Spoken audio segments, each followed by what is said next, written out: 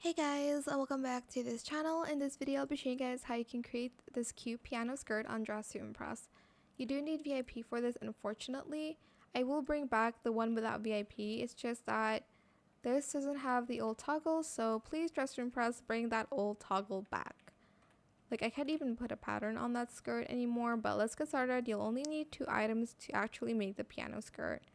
Grab this skirt in the second toggle. You can also just use the skirt or like the dress, but I'm just going to use the whole shabam.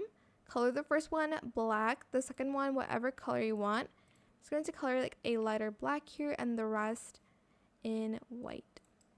Then we are going to grab this skirt over here.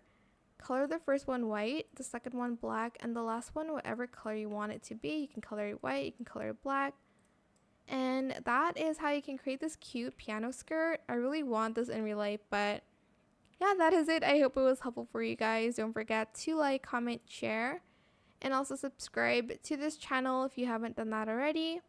If you have any more questions about this video, just leave it in the comment section down below. I will try my best to answer them all for you guys. And if you found this video helpful, please click the thanks button as well.